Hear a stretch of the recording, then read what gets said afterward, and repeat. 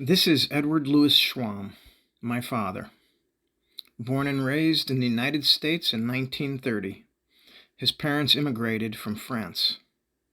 He was always an artist with a passion for war history and the battles between ships, aircraft, and tanks. He was drafted into the military in the 1950s during the Korean War and served as a corporal in the 599th Field Artillery Battalion. Following his military service in the late 50s, he began creating miniature model replicas of Navy ships made from balsa wood. He quickly became a master craftsman in this field and received certification from the U.S. Navy Institute for his detailed accuracy of his work. A variety of individuals, from retired admirals to spin cast manufacturers, would hire him to reproduce precise replicas of ships from around the globe. What started as an artistic hobby soon became a major part of his life until his death in 1972.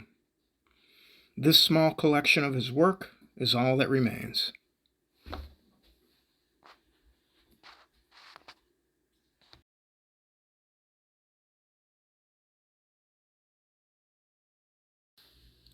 Artists and modelers have existed since the beginning of time.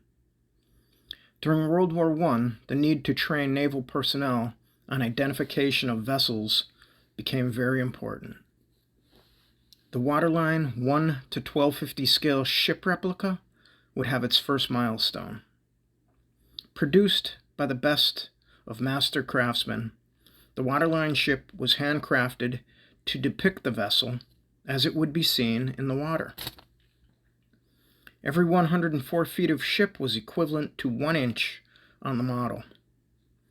Companies were formed representing the best modelers, and government contracts were issued. Modelers would produce a replica made from brass or lead. A mold would then be created from this original so that multiple copies could be fabricated by a centrifugal spin cast manufacturer. The museum at Pearl Harbor in Oahu has an exhibit dedicated to the 1250 ship and this time period.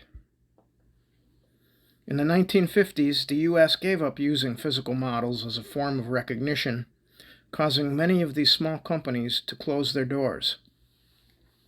This art form would have no visible presence for the next decade.